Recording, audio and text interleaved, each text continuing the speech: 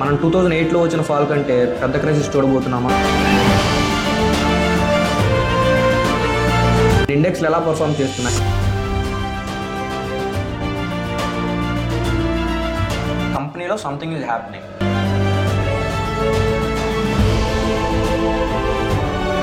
And వీళ్ళ obstacles ఏంటి?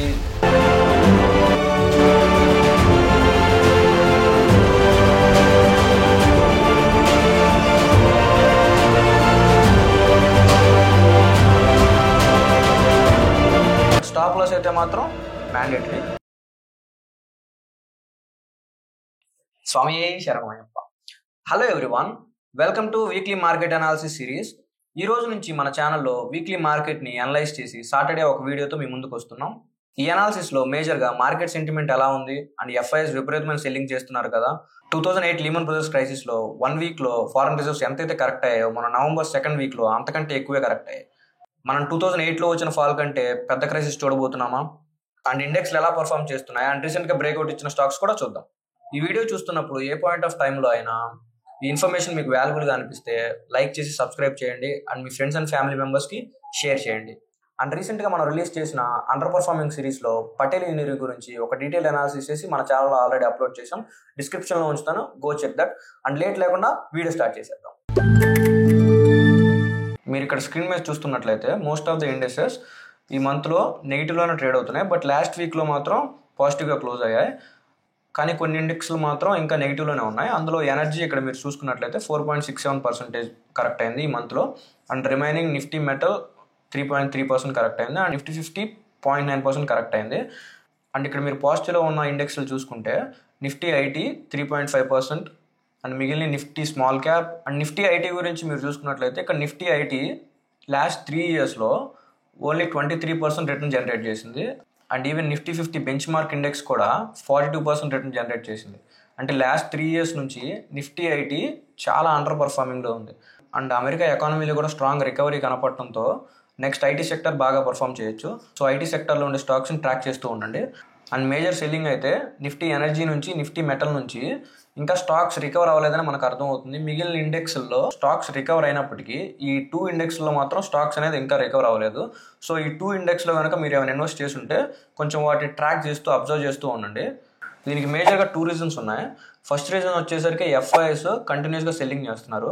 అక్టోబర్లో చూసుకుంటే ఎఫ్ఐఎస్ 1,16,000 crores సెల్లింగ్ చేస్తే నవంబర్ మంత్లో అయితే 40,000 crores సెల్లింగ్ చేశారు. ఆ 40,000 crores కూడా నిన్న థర్స్డే రోజు 11,000 crores సెల్లింగ్ చేశారు. సో ఈ సెల్లింగ్కి మెయిన్ రీజన్ ఏంటంటే మన ఇండియాలో కన్స్యూమర్ డిమాండ్ తగ్గిపోవటం వల్ల కంపెనీస్ అనేవి రీసెంట్గా రిపోర్ట్ చేసిన క్వార్టర్లీ రిజల్ట్స్ సరిగ్గా రిపోర్ట్ చేయలేదు. సో అది కూడా ఎఫ్ఐఎస్ దృష్టిలో పెట్టుకొని అక్టోబర్లో, నవంబర్లో రిజల్ట్స్ వచ్చిన తర్వాత కన్స్యూమర్ డిమాండ్ అంతగా లేదని వాళ్ళ స్టాక్స్ని అయితే సెల్ చేశారు. And foreign reserves November 2nd వీక్లో $18 billion డ్రాప్ అయ్యాయి. ఒకటే వీక్లో ఇంత డ్రాప్ అవటం 2008 లీమన్ బ్రదర్స్ క్రైసిస్ తర్వాత ఇదే ఫస్ట్ టైం. సో దీనివల్ల మనకి సేమ్ 2008లో వచ్చిన క్రైసిస్ రాబోతుందా అంటే లేదనే చెప్పాలి. ఎందుకంటే 2008లో మన దగ్గర ఉన్న ఫారెన్ రిజర్వ్స్ $250 billion అయితే ఇప్పుడు మన దగ్గర ప్రెసెంట్ $650 billion ఉన్నాయి. ఆఫ్టర్ మొన్న ఫారెన్ రిజర్వ్స్ డ్రాప్ తర్వాత మన దగ్గర ఇప్పుడు $650 billion ఉన్నాయి. సో అప్పుడు కంపారిటివ్లీ అప్పుడున్న దానికంటే ఇప్పుడు మన దగ్గర ఫారెన్ రిజర్వ్స్ ఎక్కువగానే ఉన్నాయి. సో ప్రెసెంట్ ఇండియా ఉన్న కండిషన్లో మనం ఆ క్రైసిస్కి అయితే చాలా దూరంగా ఉన్నాం. యాక్చువల్గా ఈ ఫారెన్ రిజర్వ్స్ గురించి అండ్ ఈ ఎఫ్ఐఎస్ డిఐఎస్ సెల్లింగ్ గురించి, అసలు ఎఫ్ఐఎస్ మన మార్కెట్లో ఎంత హోల్డ్ చేస్తున్నారు అండ్ డిఐఎస్ ఎంత హోల్డ్ చేస్తున్నారు అండ్ రీటైలర్స్ ఎంత హోల్డ్ చేస్తున్నారు అనే టాపిక్ గురించి ఒక కంప్లీట్ వీడియో చేస్తే మీకు ఒక అవగాహన వస్తుంది. సో యాజ్ ఆఫ్ నౌ అయితే ప్రెసెంట్ మన దగ్గర $650 billion రిజర్వ్స్ ఉన్నాయి. కానీ 2008లో మాత్రం $250 billion ఉన్నాయి. సో ఇప్పుడైతే ప్రెసెంట్ ఆ క్రైసిస్కి అయితే ఛాన్స్ లేదు. అసలు ఇప్పుడు ఇంత కరెక్షన్లో మన నిఫ్టీ 50 చాట్ ఎలాగుందో చూసి ఫర్దర్ కరెక్షన్లో ఎలా ఉండబోతుందో అనలైజ్ చేద్దాం. ఇక్కడ మీరు స్క్రీన్ మీద చూస్తున్నట్లయితే ఇండెక్స్ ఆగస్టు 2024లో ఒక బేస్ ఫామ్ చేసింది, 23,896 బేస్. ఈ బేస్ ఏదైతే ఉందో ఇక్కడ నుంచి సపోర్ట్ తీసుకొని కంటిన్యూస్గా హైస్ ఫామ్ చేసుకుంటూ ఆల్ టైమ్ హై 26,273 లెవెల్స్కి వెళ్ళింది. బట్ అక్కడ నుంచి మన రీసెంట్ కరెక్షన్లో ఫాలో అవుతూ ఈ బేస్ దగ్గర కూడా వీక్లీలో చూసుకుంటే ఈ బేస్ దగ్గర కూడా సపోర్ట్ బ్రేక్ డౌన్ అయ్యి స్టాక్ ఫర్దర్గా కరెక్ట్ అయింది. బట్ కానీ మంత్లీలో కనుక మీరు చూసుకున్నట్లయితే సేమ్ మంత్లీ టైం ఫ్రేమ్లో ఆ సపోర్ట్ దగ్గర ఇండెక్స్ మంత్లీలో ఈ సపోర్ట్ అబోనే క్లోజ్ అయింది. యాజ్ ఆఫ్ నౌ అయితే ఇండెక్స్లో కొంతకాలం కన్సాలిడేషన్ ఉండి దాని తర్వాత మళ్ళీ అప్ ట్రెండ్ ఉండొచ్చు అని అనుకుంటున్నాను. సో ప్రెసెంట్ ఈ కన్సాలిడేషన్ టైంలో కొన్ని లార్జ్ క్యాప్ స్టాక్స్ బాగా కరెక్ట్ అయిపోయి ఉన్నాయి కదా, వాటిలో ఈ అట్రాక్టివ్ వాల్యుయేషన్లో పొజిషన్ తీసుకోవడం మంచిది. దీని గురించి వాళ్ళలో బాగా కరెక్ట్ అయ్యి అట్రాక్టివ్గా దొరుకుతున్న ఫండమెంటలీ స్ట్రాంగ్ కంపెనీస్ గురించి ఒక డీటెయిల్ వీడియో చేశాను, దాన్ని కూడా డిస్క్రిప్షన్లో ఉంచుతాను, go check that. So index విషయానికి వస్తే యాజ్ ఆఫ్ నౌ అయితే ఫర్దర్గా కరెక్షన్ అయితే నేను చూడట్లేదు. ప్రజెంట్ కొంతకాలం ఇక్కడ కన్సాలిడేట్ అయిన తర్వాత మళ్ళీ ఇండెక్స్ అయితే యాజ్ యూజువల్ పైకే వెళ్తుంది. సో 23,890 లెవెల్స్ బిలో క్లోజ్ అయ్యే వరకు మంత్లీలో ఫర్దర్గా నేనైతే మన మార్కెట్లో ఫాల్ చూడట్లేదు. సో ఇప్పుడు బ్రేక్అవుట్ స్టాక్స్ చూద్దాం. మన బ్రేక్అవుట్ స్టాక్లో ఫస్ట్ స్టాక్ లైకా ల్యాబ్స్. ఇక్కడ మీరు స్క్రీన్ మీద చూస్తున్నట్లయితే 2000లో Lyka Labs all time high 130 లెవెల్స్కి రీచ్ అయ్యి అక్కడ నుంచి కంటిన్యూస్గా ఫాలో అవుతూ ఆల్ టైమ్లో 11 రూపీస్ దగ్గరికి ఫాలో అయింది. అక్కడ నుంచి మళ్ళీ సెకండ్ అటెంప్ట్ 2005లో 89 రూపీస్ దగ్గరికి వచ్చింది. అక్కడ మళ్ళీ సస్టైన్ అవ్వలేక మళ్ళీ ఫాలో అయ్యి సేమ్ ఆ 11 రూపీస్ బేస్ ఏదైతే ఉందో అక్కడికి వచ్చేసింది. అక్కడికి వచ్చి మళ్ళీ తర్వాత థర్డ్ అటెంప్ట్ 2010లో 42 రూపీస్ దగ్గరికి ట్రై చేసింది. అక్కడ కూడా సస్టైన్ అవ్వలేక ఫాలో అవుతూ ఈసారి అంతకంటే ఆ 10 రూపీస్ బేస్ ఏదైతే ఉందో దాన్ని కూడా బ్రేక్ చేసుకొని 8 రూపీస్ దగ్గరికి వచ్చేసింది. 8 రూపీస్ దగ్గర ఆల్మోస్ట్ 2011 నుంచి 2014 దాకా అక్కడే కన్సాలిడేట్ అయ్యి ఆల్మోస్ట్ 3 ఇయర్స్ బేస్ అక్కడే ఫామ్ చేసి ఆ బేస్ని 2014లో బ్రేక్ చేసి కంటిన్యూస్గా ప్యూర్ బయింగ్ మూమెంట్తో, అండ్ ఇక్కడ మీరు వాల్యూమ్ కూడా చూస్తున్నట్లయితే ఆ మూమెంట్ ఆఫ్ ద టైం 2014-15లో విపరీతమైన వాల్యూమ్తో స్టాక్ అనేది కంటిన్యూస్గా పైకి వెళ్ళిపోయి 138 లెవెల్స్ ఇది ప్రీవియస్గా 2000లో ఫామ్ చేసిన హై ఏదైతే ఉందో ఆ హై దగ్గరికి వెళ్ళిపోయింది.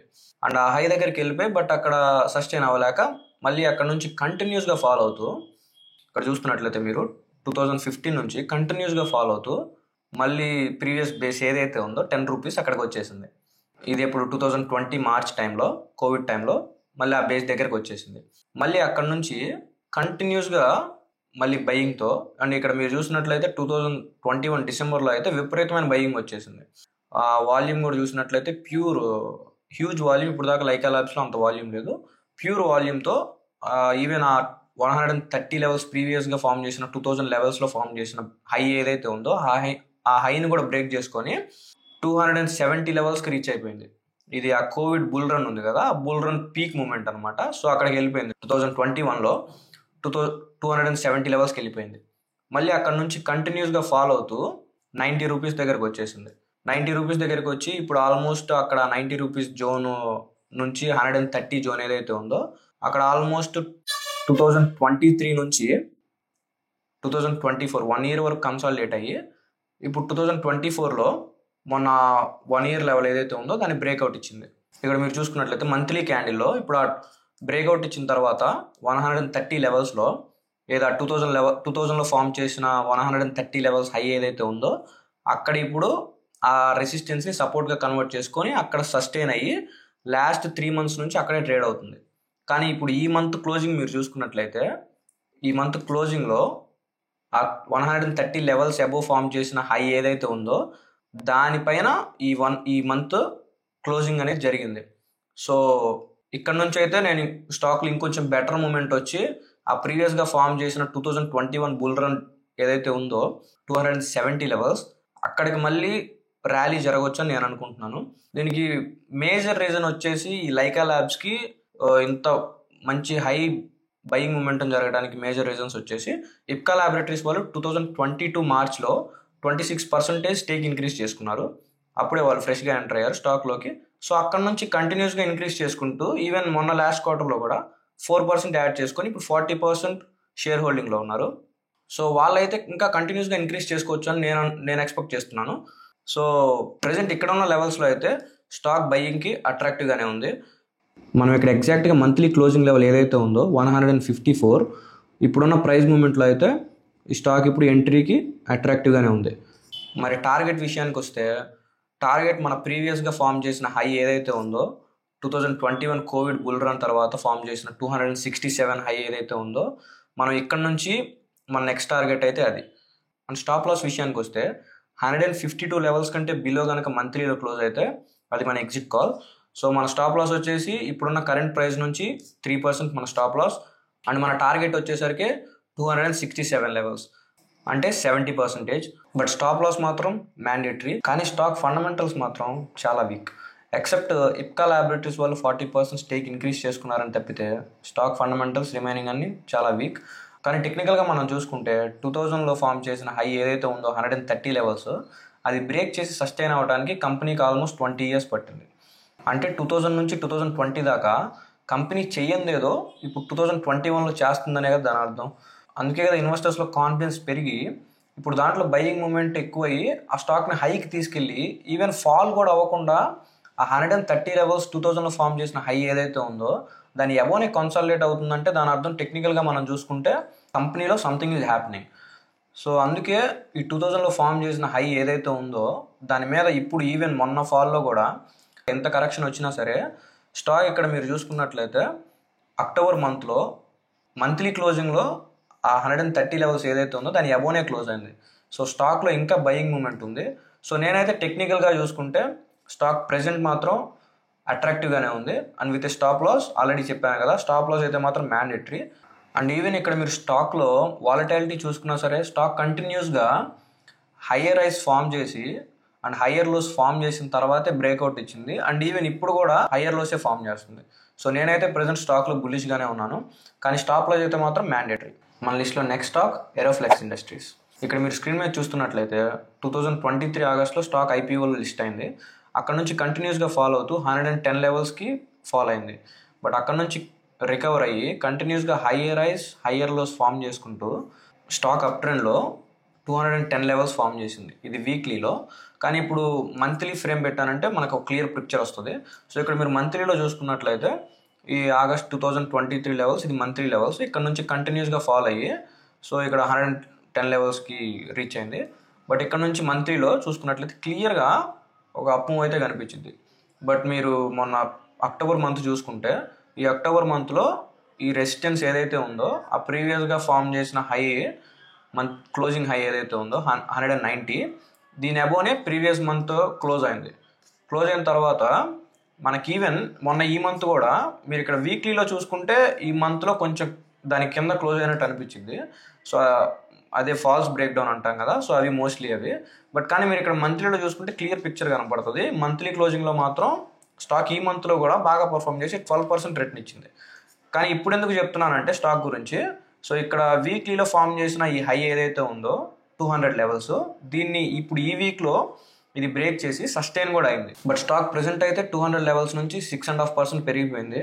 బట్ ఇంత పెరిగిపోయిన తర్వాత మనం ఎంట్రీ తీసుకొని మన రిస్క్ పెంచుకోవడం కంటే స్టాక్ రీటెస్ట్కి వచ్చేదాకా వెయిట్ చేసి వన్స్ రీటెస్ట్కి వచ్చిన తర్వాత ఈ 200 లెవెల్స్లో ఎంట్రీ తీసుకుంటే ఆల్రెడీ మార్కెట్ వాలటైల్గానే ఉంది. సో ఈ వాలటైల్ మార్కెట్లో మేబీ 200 లెవెల్స్కి రీటెస్ట్కి వస్తే ఆ లెవెల్స్లో ఎంట్రీ తీసుకొని మనం రైట్ చేయొచ్చు. టార్గెట్ విషయానికి వచ్చేసరికి ప్రెజెంట్ స్టాక్ రిజల్ట్స్ అయితే బాగా పోస్ట్ చేస్తుంది. సో వాళ్ళ రిజల్ట్స్ కంటిన్యూస్గా ట్రాక్ చేసి ఎప్పుడైతే వాళ్ళ ఎర్నింగ్స్ పీక్ రీచ్ అవుతాయో, వాళ్ళ ఎర్నింగ్స్ పీక్ రీచ్ అయిన తర్వాత వాళ్ళ నెక్స్ట్ క్వార్టర్ ఎప్పుడైతే ఆ ఎక్స్పెక్టేషన్కి తగ్గ రిజల్ట్ పోస్ట్ చేయలేకపోతారో అప్పుడు మనం ఎగ్జిట్ తీసుకోవడం బెటర్. అండ్ స్టాప్ లాస్ విషయానికి వస్తే 200 లెవెల్స్లో ఇప్పుడు బ్రేక్అవుట్ ఇచ్చింది కదా వీక్లీలో. ఈ వీక్లీలో కనుక ఈ 200 లెవెల్స్ కంటే బిలో క్లోజ్ అయితే మనం ఎగ్జిట్ తీసుకోవచ్చు.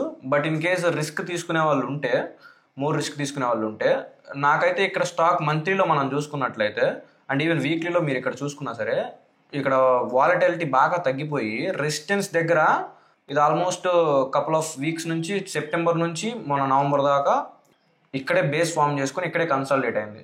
సో ఇలా కన్సాలిడేట్ అయినప్పుడు ఏమవుతుందంటే వాలటిలిటీ బాగా తగ్గిపోయినట్టు దాని అర్థం. రెసిస్టెన్స్ దగ్గర ఇలా కన్సాలిడేట్ అయితే అంటే మనం నెక్స్ట్ కంపల్సరీ బ్రేక్అవుట్ అనేది ఎక్స్పెక్ట్ చేయొచ్చు. అందువల్ల మనం ఇక్కడ బ్రేక్అవుట్ అనేది చూసాం. సో ఎవరైతే రిస్క్ బాగా తీసుకునే వాళ్ళు ఉంటారో ఈ బేస్ ఏదైతే ఫామ్ చేసిందో 170 లెవెల్స్ మంత్లీ క్లోజింగ్లో కనుక దీనికంటే బిలో క్లోజ్ అయితే స్టాక్లో ఎగ్జిట్ తీసుకోవచ్చు. లేదు మేము అంత రిస్క్ తీసుకోలేము అనుకుంటే నేను ఆల్రెడీ స్టాప్ లాస్ చెప్పినట్లు వీక్లీలో కనుక 200 లెవెల్స్లో బిలో క్లోజ్ అయితే మీరు ఎగ్జిట్ తీసుకోవచ్చు. అండ్ ఎంట్రీ విషయానికి వస్తే 200 లెవెల్స్ దగ్గర స్టాక్ రీటెస్ట్కి వస్తేనే ఎంట్రీ తీసుకోండి. అండ్ వీళ్ళ పర్ఫార్మెన్స్ విషయానికి వచ్చేసరికి ఇప్పుడు స్టాక్ బాగా పర్ఫామ్ చేయడానికి మేజర్ రీజన్ వచ్చేసరికి వీళ్ళు 2018లో 122 సేల్స్ ప్రొడ్యూస్ చేస్తే 122 crores సేల్స్ ప్రొడ్యూస్ చేస్తే ఇప్పుడు మీరు 2024లో చూస్తే 318 crores సేల్స్ ప్రొడ్యూస్ చేస్తున్నారు. అండ్ మార్జిన్స్ కూడా వీళ్ళవి కంటిన్యూస్గా ఇంప్రూవ్ అవుతూ ఇప్పుడు 20% మార్జిన్ స్టేబుల్గా మెయింటైన్ చేస్తున్నారు. అండ్ ట్రైలింగ్ 12 months చూసుకున్నా సరే 333 crores రెవెన్యూ జనరేట్ చేస్తున్నారు. సో మార్జిన్స్ కూడా 20% మెయింటైన్ చేయటం. సో రెవెన్యూస్ ఇంక్రీజ్ అవుతున్నప్పుడు స్టాక్ అనేది ఆటోమేటిక్గా గ్రో అవుతుంది కాబట్టి ఈ స్టాక్లో మనం మంచి మూమెంట్ చూస్తాం. సో అందుకే నేను చెప్తున్నాను ఎగ్జిట్ తీసుకునే వాళ్ళు రెవెన్యూస్ బాగా పీక్ అయిపోయిన తర్వాత ఎప్పుడైతే వీళ్ళు నెక్స్ట్ క్వార్టర్ సరిగ్గా పోస్ట్ చేయరో మీరు అప్పుడు ఎగ్జిట్ తీసుకోవడం బెటర్. ఈ లిస్ట్లో మన ఫైనల్ స్టాక్ మెడ్ ప్లస్. ఇక్కడ మీరు స్క్రీన్ మీద చూస్తున్నట్లయితే 2022లో 1344లో మెడ్ ప్లస్ లిస్ట్ అయ్యి అక్కడ నుంచి కంటిన్యూస్గా ఫాలో అవుతూ 547 లెవెల్స్ లోకి వచ్చేసింది. అక్కడ నుంచి ఇక్కడ మీరు వీక్లీలో చూసినట్లయితే కంటిన్యూస్గా మళ్ళీ అప్కు మూవ్ అవుతూ 900 లెవెల్స్కి రీచ్ అయింది. బట్ అక్కడ నుంచి మళ్ళీ కంటిన్యూస్గా ఫాలో అవుతూ ఇక్కడ మీరు చూసుకున్నట్లయితే ట్రెండ్ లైన్ సపోర్ట్ దగ్గర సపోర్ట్ కూడా తీసుకొని లాస్ట్ డిసెంబర్ నుంచి ఇప్పుడు నవంబర్ దాకా ఆల్మోస్ట్ కన్సాలిడేషన్లోనే ఉండి ఈ రేంజ్లో ఇప్పుడు బ్రేక్అవుట్ ఇచ్చింది. ఆల్మోస్ట్ 1 year కన్సల్టేషన్లో ఉండి ఇప్పుడు బ్రేక్అవుట్ ఇచ్చింది. అండ్ ఇక్కడ మీరు వాల్యూమ్ కూడా చూస్తున్నట్లయితే వీక్లీలో ఆగస్ట్లో ఇప్పుడు దాకా రికార్డ్ అవునంత హై వాల్యూమ్స్ ఆగస్ట్లో రికార్డ్ అయ్యాయి. అండ్ ఇక్కడ మీరు మంత్లీ క్యాండిల్ చూసుకున్నట్లయితే క్లియర్గా మంత్లీ క్యాండిల్ క్లియర్ పిక్చర్ కనపడుతుంది. ఇక్కడ ఆల్మోస్ట్ జాన్ 2024 నుంచి నవంబర్ ఆల్మోస్ట్ 10 months ఇక్కడే కన్సాలిడేట్ అయ్యి ఈ మంత్లీలో జూన్లో ఫామ్ చేసిన హై ఏదైతే ఉందో 747 లెవెల్స్, ఆ లెవెల్స్ ఈ మంత్లో బ్రేక్ చేసి అండ్ క్యాండిల్ కూడా చూసినట్లయితే మీరు బుల్లిష్ క్యాండిల్ అనమాట. బయ్యింగ్ కూడా చూస్తే విపరీతమైన బయ్యింగ్ ఉంది. అండ్ ఈవెన్ ఈ కరెక్షన్స్లో కూడా ఇంత మంచి బయ్యింగ్ మూమెంట్ స్టాక్లో ఉంది. అండ్ స్టాక్ బ్రేక్అవుట్ ఇచ్చేటప్పుడే 2022 జాన్లో ఫామ్ చేసిన ట్రెండ్ లైన్ రెసిస్టెన్స్ ఏదైతే ఉందో దాన్ని కూడా బ్రేక్అవుట్ చేసి అండ్ ఈ 10 months నుంచి కన్సల్టేషన్లో ఉన్న ఫామ్ చేసిన హై ఏదైతే ఉందో జూన్లో ఫామ్ చేసిన హై దాన్ని కూడా బ్రేక్అవుట్ ఇచ్చేసింది. సో స్టాక్ అయితే ప్రెసెంట్ 5.5% పెరిగిపోయింది. ఇప్పుడు ఎంట్రీ తీసుకోవచ్చా అంటే స్టాక్ రీటెస్ట్కి వస్తుంది, వెయిట్ చేయండి. 760 లెవెల్స్కి ఎప్పుడైతే వస్తుందో అప్పుడు ఎంట్రీ తీసుకోవడం బెస్ట్. అక్కడ ఎంట్రీ తీసుకున్నామంటే మనకు రిస్క్ తగ్గుతుంది కాబట్టి రీటెస్ట్కి వెయిట్ చేయండి. అండ్ టార్గెట్ విషయానికి వస్తే నెక్స్ట్ మేజర్ రెసిస్టెన్స్ మనకి 966 దగ్గర ఉంది. అండ్ దాని తర్వాత అయితే డైరెక్ట్ ఆల్ టైమ్ హై 1232 లెవెల్స్లోనే ఉంది. సో ఫస్ట్ టార్గెట్ వచ్చేసరికి 968 లెవెల్స్ అండ్ సెకండ్ టార్గెట్ వచ్చేసరికి 1235 లెవెల్స్. అండ్ స్టాప్ లాస్ విషయానికి వస్తే ఇన్ కేస్ మంత్లీలో కనుక స్టాక్ 750 లెవెల్స్ కంటే బిలో కనుక క్లోజ్ అయితే that will be our exit call. And fundamentals డీప్గా వెళ్ళట్లేదు. మేజర్ రీజన్ స్టాక్ మూవ్ అవడానికి వచ్చేసరికి వాళ్ళు రీసెంట్గా రిపోర్ట్ చేసిన క్వార్టర్ రిజల్ట్స్ బాగా రిపోర్ట్ చేయటం అండ్ వాళ్ళ ప్రైవేట్ లేబుల్ సేల్స్ ఏవైతే ఉన్నాయో అవి బాగా ఉండటం అండ్ వాటి మార్జిన్స్ కూడా ఇంప్రూవ్ అవడంతో స్టాక్లో మనకు మంచి మూమెంట్ కనపడుతుంది. అండ్ మన అండర్ పర్ఫార్మెన్స్ సిరీస్ ఏదైతే ఉందో అందులో మన నెక్స్ట్ స్టాక్ మెడ్ ప్లస్ అనమాట. సో దీని మీద ఆల్మోస్ట్ రీసెర్చ్ అనేది కంప్లీట్ అయిపోయింది. సో మీరు ఇంకొక 1 week నెక్స్ట్ ఫ్రైడేకి వీడియో అప్లోడ్ చేసేస్తాం. అండ్ వీళ్ళ బిజినెస్ గురించి, వీళ్ళ ఫ్యూచర్ గ్రోత్ గురించి, అండ్ వీళ్ళ బిజినెస్ ఎలా ఉండబోతుంది, అండ్ వీళ్ళ అబ్స్టాకిల్స్ ఏంటి, అండ్ వీళ్ళ పాజిటివ్స్ ఏంటి, నెగిటివ్స్ ఏంటి, వీటన్నిటిని కంప్లీట్గా next underperformance series next week ఫ్రైడేలో రాబోతుంది మెడ్ ప్లస్ మీదే. అప్పుడు మీకు కంప్లీట్గా అర్థమవుతుంది. బట్ యాజ్ ఆఫ్ టెక్నికల్గా చూసుకుంటే రైట్ నౌ అయితే టెక్నికల్గా స్టాక్ బ్రేక్అవుట్ ఇచ్చేసింది. సో టార్గెట్స్ అయితే అవి, బట్ స్టాప్ లాస్ అయితే మాత్రం మ్యాండేటరీ. ఇన్ కేస్ మీరు ఫర్దర్గా ఎంట్రీ తీసుకోవాలనుకుంటే మీరు మళ్ళీ రీసెర్చ్ చేసి లేదంటే మీ ఫైనాన్షియల్ అడ్వైజర్ని కన్సల్ట్ అయ్యి మీ ఇన్వెస్ట్మెంట్ డిసిషన్ తీసుకోవడం better option. That's all for today's video. ఈ వీడియో కనుక మీకు నచ్చినట్లయితే do like, share and subscribe. And మీకు ఏదైనా స్టాక్లో డీటెయిల్ అనాలిసిస్ కావాలంటే comment down below. See you all in next video. Until then, జై హింద్.